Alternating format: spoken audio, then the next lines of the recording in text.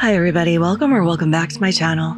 Today we're making chicken tikka masala. To start this dish, in a large bowl we need to add half a cup of plain yogurt. I'm using Greek because that's what I had in my house, but do use plain if you have it. To this we're going to add 2 teaspoons of lemon juice, a tablespoon of vegetable oil.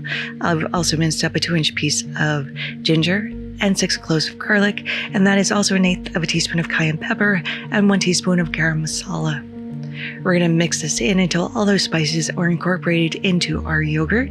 And the yogurt is going to help tenderize our chicken. It's going to add a ton of flavor and a little tang to our tikka masala. Now I've chopped up 1 pound of chicken thighs into 1.5 to 2-inch pieces.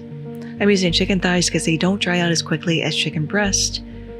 Giving this a little massage, making sure all the chicken is coated in our yogurt mixture. Then we're going to cover this up with a little plastic wrap and let this marinate for at least 3 hours in the fridge up to overnight. While that's marinating, we're going to toast up 4 pods of cardamom and 2 teaspoons of coriander seeds. And once you start to smell the essential oils come out, you can take that off the heat, and we're going to grind this up, and we're going to make a little spice mixture here. So once that's all ground up, we're going to put this in a small bowl. We're going to add a ton of other spices.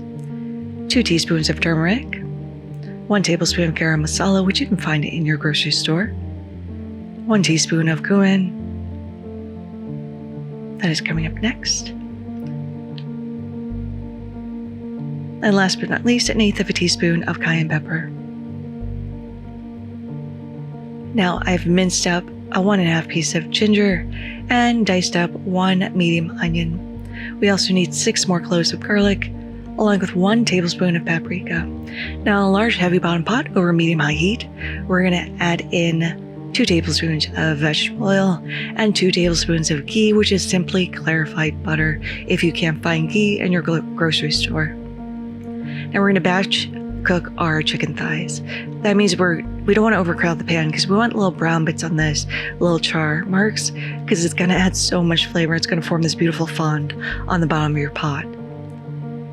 And if it's not cooked all the way through, that is fine because we're going to cook this further later.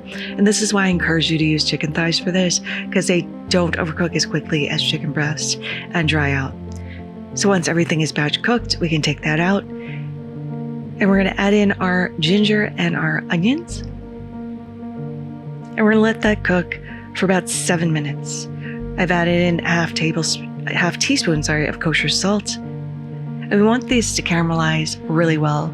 After 7 minutes, we can add in the garlic and paprika and cook that for 2 minutes before adding in the rest of our spices, cooking for an additional 2 minutes.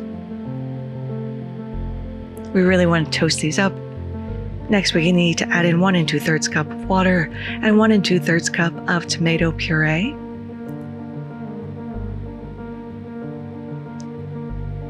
Give that a little stir and be sure to scrape up all those little brown bits on the bottom of your pot because that is just flavor and you want to incorporate that into your sauce. So we're going to bring this up to a simmer, cover this, and let that cook for 15 minutes before taking off the lid. And now we are going to add in 3 more tablespoons of ghee. It's going to add a silkiness to the chicken tikka masala, along with a teaspoon of sugar and 1/3 cup of heavy cream.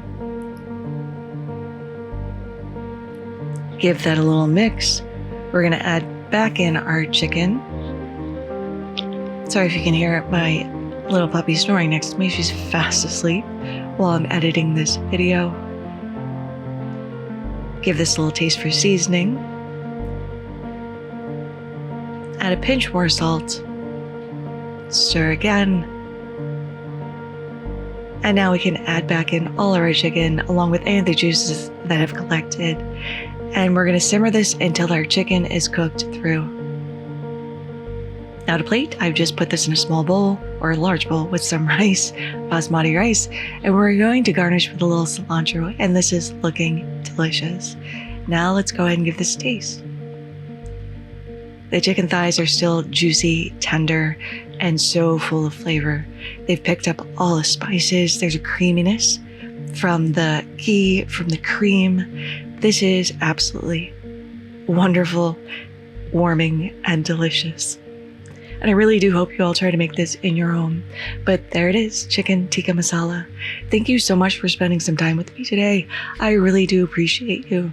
If you liked this video, give it a like. If you loved it, please consider subscribing and hitting that notification bell if you haven't already, because I put out new videos every Thursday.